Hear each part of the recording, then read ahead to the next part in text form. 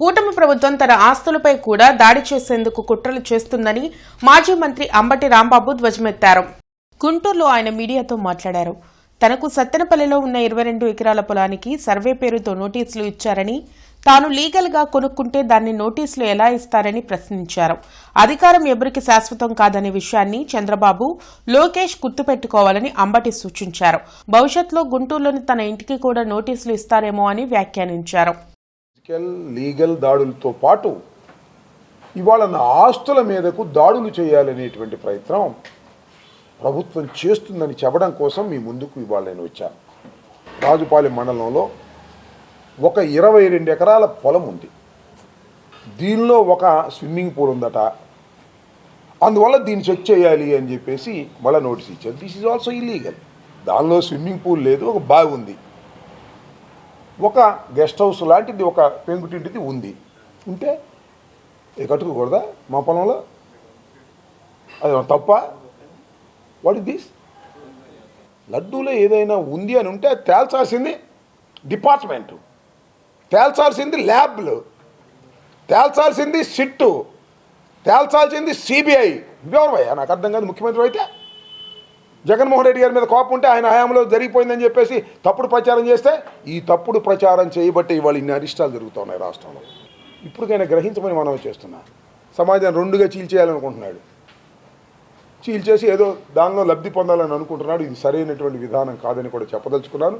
ఇలా మా గెస్ట్ హౌస్లు అంటాడు, మా పొలాలు అంటాడు, ఏం చేస్తాడో నాకు అర్థం కాల. రేపు మా ఇంటికి కూడా నోటీసులు ఇస్తారు, దీనికి కూడా నోటీసులు ఇస్తారు. లీగల్గా సంపాదించుకున్నటువంటి ఆస్తులు ఏమాయి ఆ మీద ఇంకా చేస్తారు నాకు తెలుసు. ఇంకా ఎదుగుతున్నారు.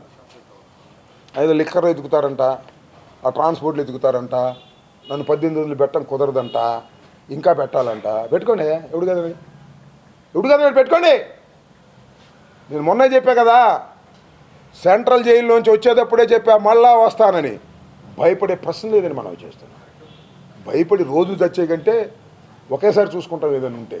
ఇంత దుర్మార్గం అండి, ఇంత అన్యాయం అండి, ఇంత అక్రమం అండి.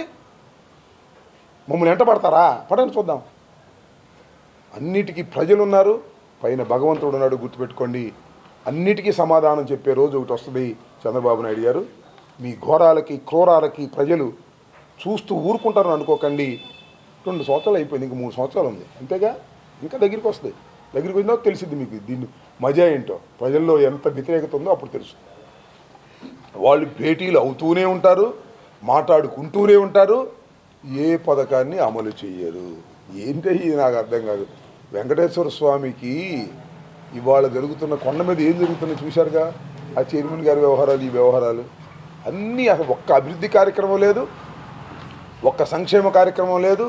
అన్నీ ఈనాడు ఆంధ్రజ్యోతిలో వార్తలు వేసుకోవడం తప్ప ఏదీ లేనటువంటి పరిస్థితి వాళ్ళు వచ్చింది. ఈ కూటమి ప్రభుత్వం అటర్ ఫ్లాప్ అని ప్రజలు నిర్ణయించుకున్నారు. ఓటేసి టైం ఉంది కాబట్టి వెయిట్ చేస్తున్నారు. భేటీలు జరుగుతూనే ఉంటాయి. పవన్ కళ్యాణ్ గారు, చంద్రబాబు నాయుడు గారు భేటీలు వేసుకుంటూనే ఉంటారు, కూర్చుంటూనే ఉంటారు, మాట్లాడుకుంటూనే ఉంటారు. బుస్ ఏముండదు.